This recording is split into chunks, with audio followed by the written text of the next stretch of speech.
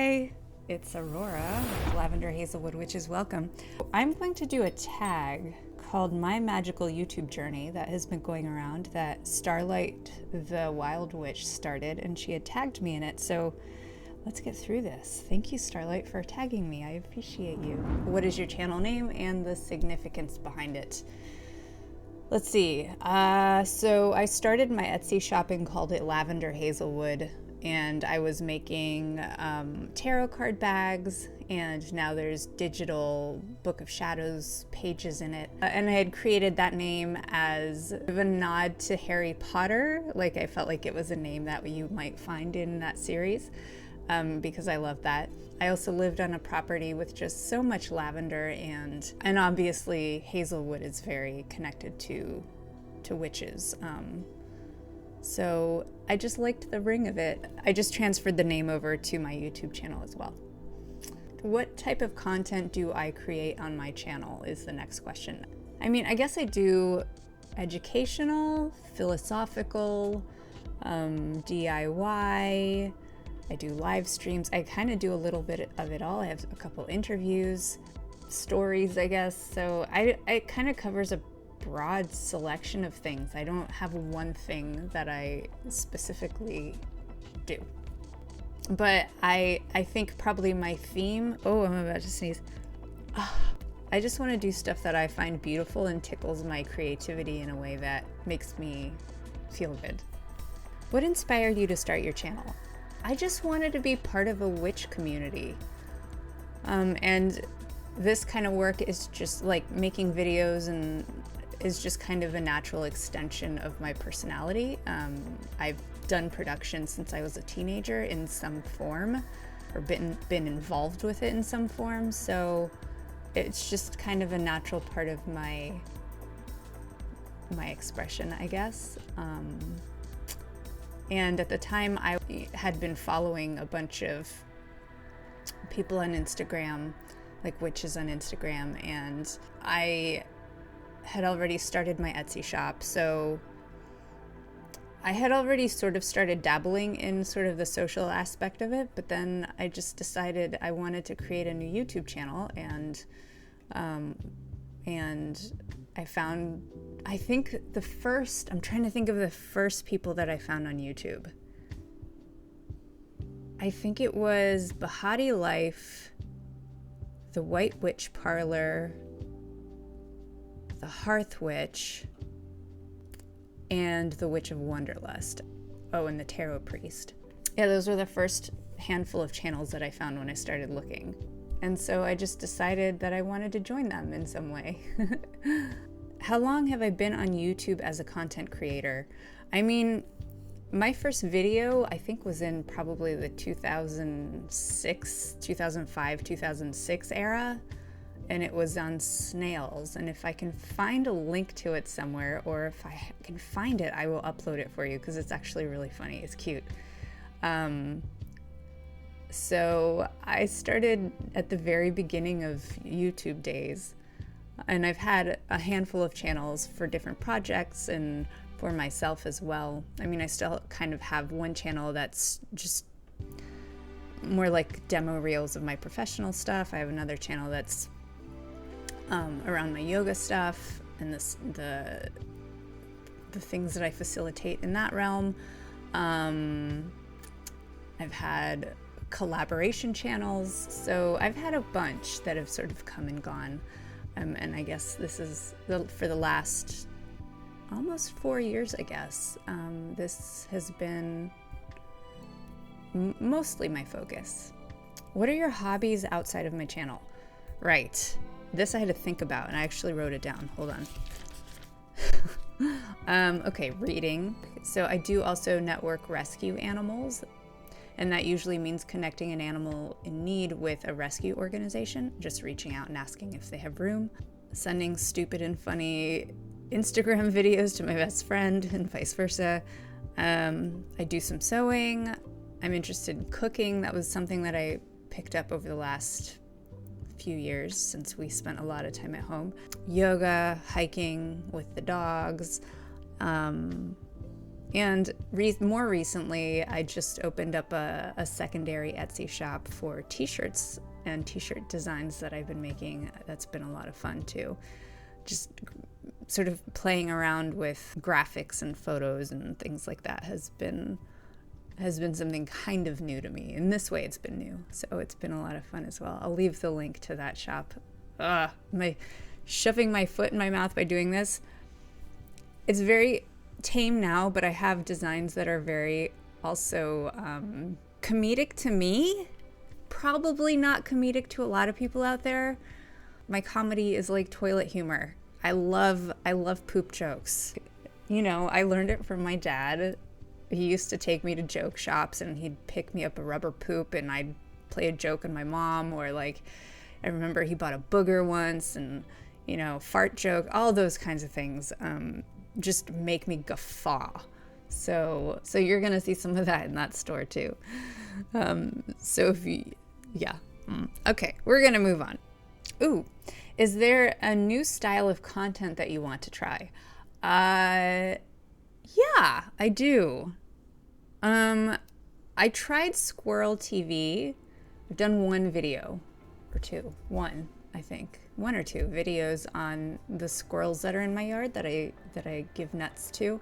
By the way, for any of you who've been watching for a while, Wilhelmina, my most prominent yard squirrel, she showed up with something wrong with her leg about 3 days ago, and so I've been watching her. She's hobbling around, but I feel like I was about to grab her and take her to a veterinary hospital, but yesterday she seemed like she improved a little, so I'm gonna wait until the weekend and see what happens. Hopefully she's improved and not snatched up by a predator in between those times. That's what I'm like terrified of.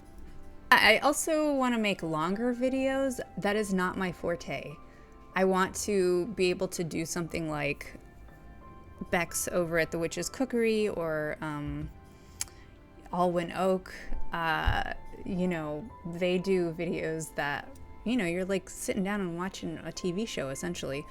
And I would love that challenge, and I don't feel that I'm much more capable of the short ones, but the long ones, one, take a lot longer, which is time that I have to find, and two, requires a certain kind of storytelling that I don't know if I've developed. So those are some challenges that I'd like to, or directions that I'd like to explore at some point.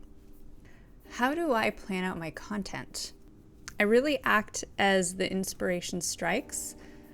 I do plan a little bit, but mostly that's just like a list of potential topics, and I try and keep them in a notebook, but I don't visit it very often because if I'm looking at the list and I don't feel inspired by looking at the list, then it's not going to work for me. My process is generally just writing down my ideas, either in the form of voiceover, if that's a direction I want to go, and then I write down shot ideas.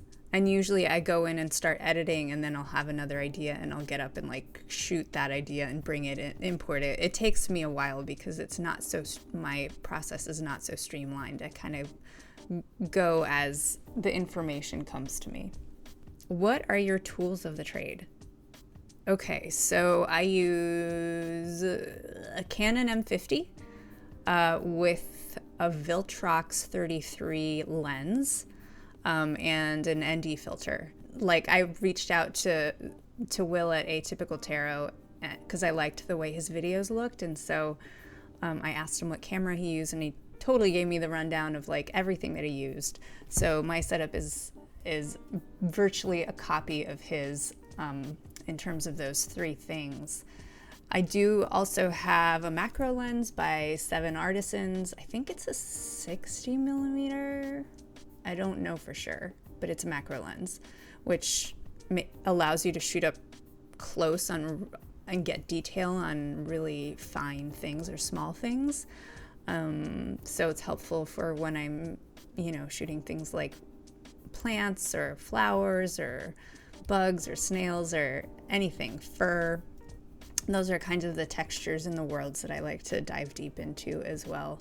You don't see them in all my videos, but let's see. So those are the lenses that I have In terms of mics, the one I'm using right now, this is an Audio-Technica 2020 that's plugged into my computer through USB. And then I have a Rode, whatever their USB Rode mic is. What is it? NST or something like that. That is in my closet that I use for voiceover. And then I have a lavalier, which I haven't used yet.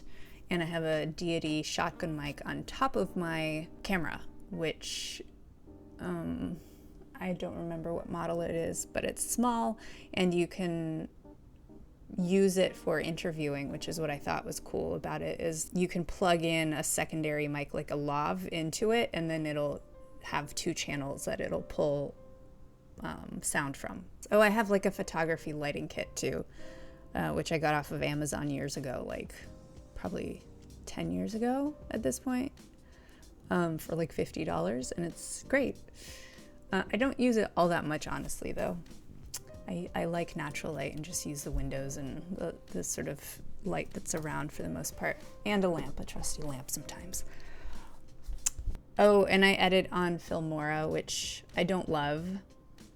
I've had a lot of problems, and I edit on a Mac, just FYI. I'm thinking about switching to DaVinci because I have some experience with Premiere Pro, and DaVinci is basically Premiere except it's the free copy. So I might switch to that. I just haven't done it yet. Next.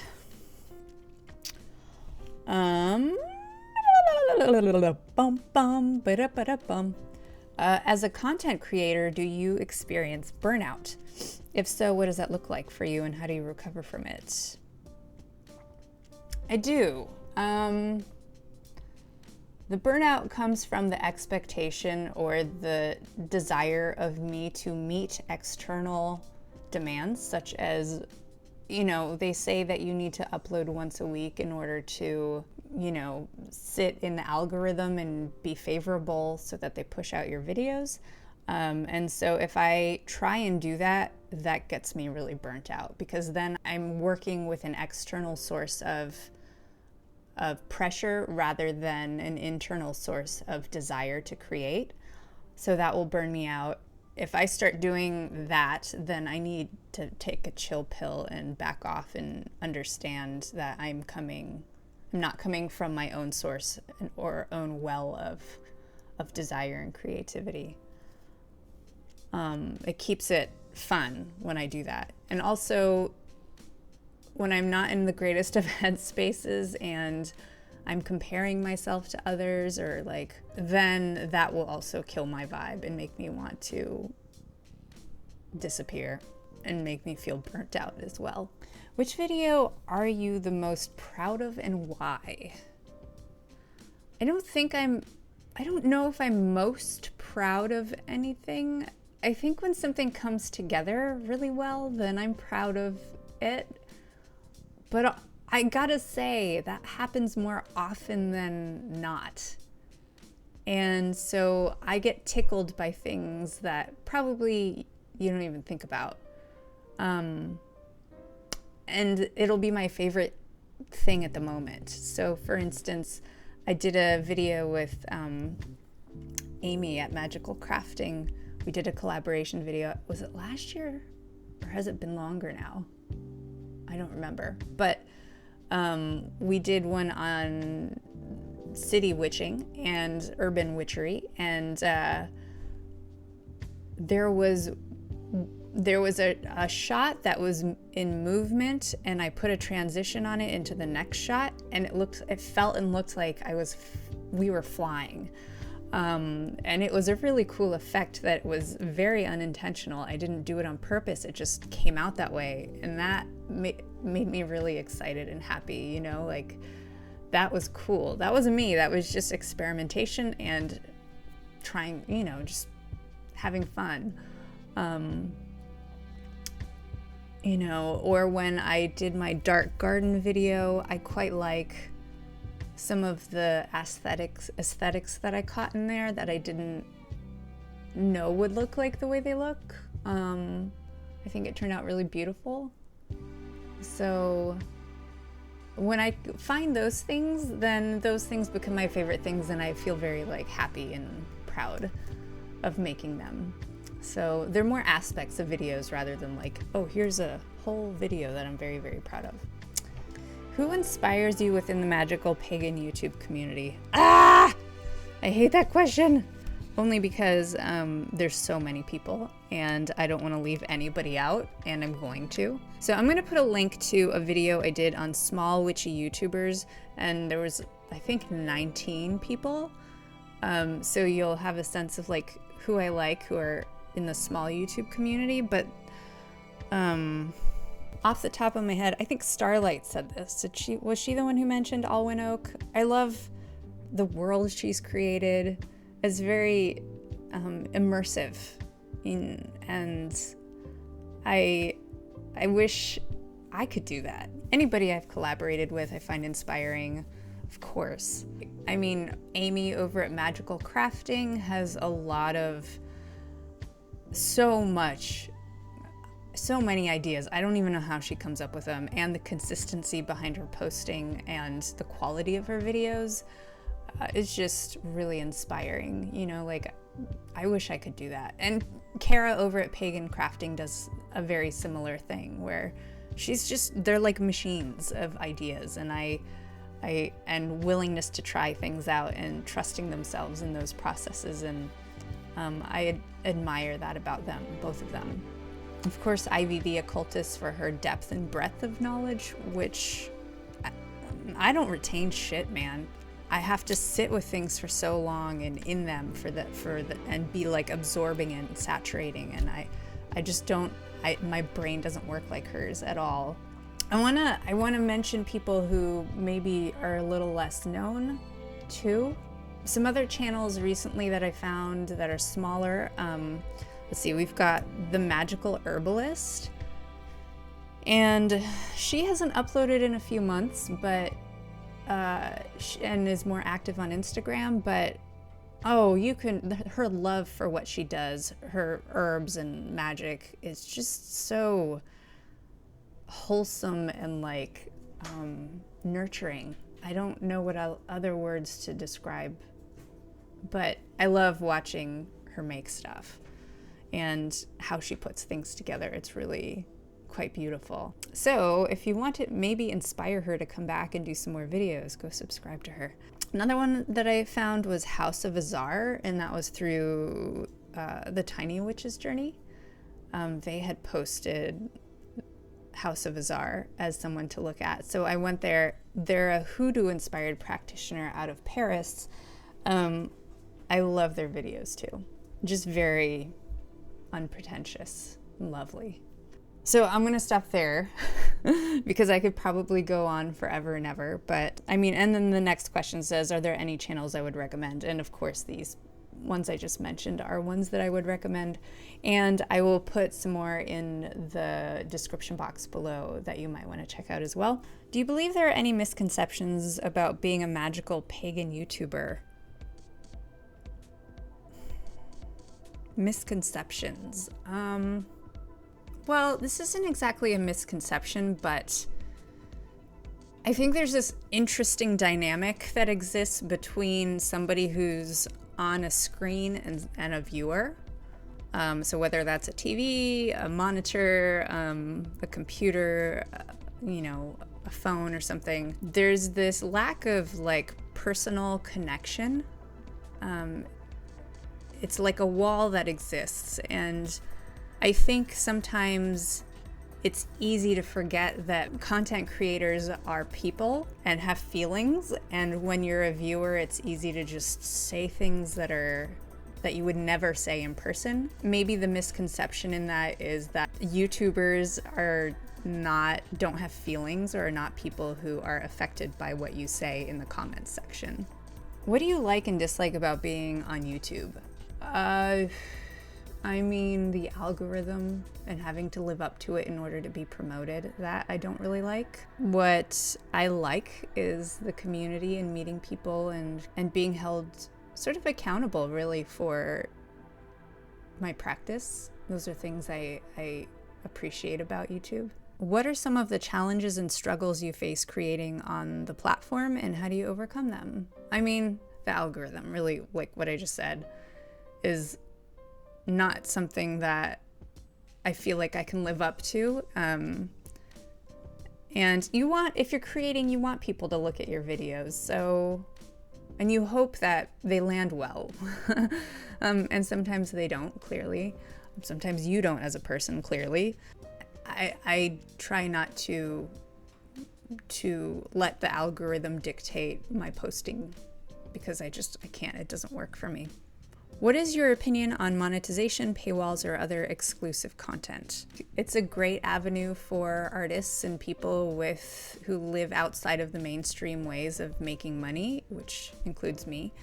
I think it's a great way for us to be able to make a living and be able to do what we do.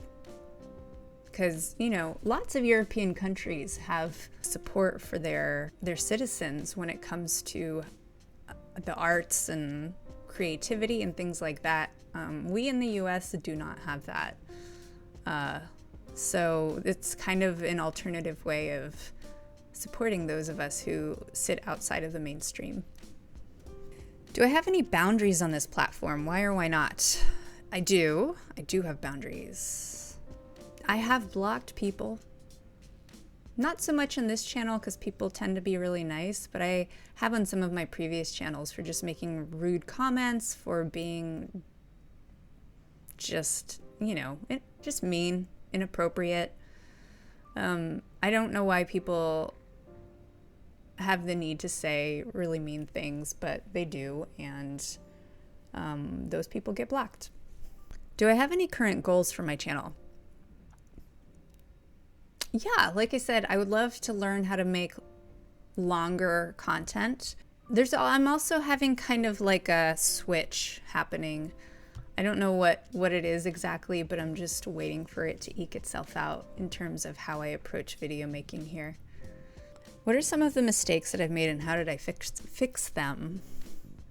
I mean, aside from silly things like losing footage or shooting something and the audio didn't work, things like that. I mean, that's all technical stuff. Or you lose an edit that you made. Ugh, it's so frustrating.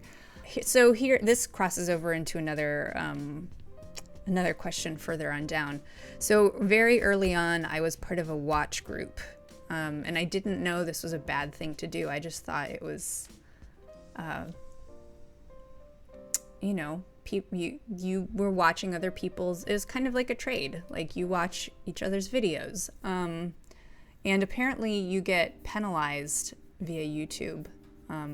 I don't know how. I think maybe your videos don't get pushed out. I'm not sure, but I did that because I don't know. I wanted to be part of a community, and I didn't have that in the beginning, and it was a way to be a part of a community. So that is a mistake I made in terms of looking at this in the long haul, but it's what I did, and don't do it. That's what they say, don't do it. What are some of the ways your channel has grown since your first video? I didn't have a camera at first, and I just used to use the camera built into my computer to make videos, and that was mostly just talk straight to camera. I mean, unless I use my iPhone, which then I started doing. But so it's grown in that, like, my content has changed. The things that I used to do, like card pulls and things like that, I don't do anymore. My videos have gotten more cinematic and just more, I think, complex is a good word, than they used to be. Have I ever wanted to quit making videos? Why or why not? I mean, yes, and I think in a way I have, through changing channels and starting up new topics and things like that. There are periods of time, like years, where I didn't make any videos, especially if you go back to my other channel, my last channel, my yoga channel. There's like a period of 6 years where I did not make a single video or something like that. The things that get me to stop making videos is I get really self-conscious, and I feel like who am I to say anything and give any kind of opinion or advice? There's so much noise out there anyway. And when I get into that mindset, it makes me want to stop. What do I wish I knew before starting my YouTube channel journey? Well, don't get into a watch group, and that I would find myself in a community that's very vibrant and lovely, and to go for it. Do I post on any other platforms? If so, what are they? I post on Instagram. I mean, I have my Etsy shop. I do have a Pinterest account as well. Patreon, of course. So those are probably the main social media places that I post. Do I have any advice for those wishing to create a channel? Just go for it, and be fearless is what I think I would say. Who will I tag in this video? Good question. Lots of people. So everybody that I've mentioned, I will tag, and more. And I tag you. My first play date, I should say, with a critter of the snail type was actually with slugs. When I was a kid, I used to watch them crawl up walls, and I'd pick them off, put them on the ground, and watch them crawl back up again. And I guess that's sort of the start of my own love affair with the creepy crawlies.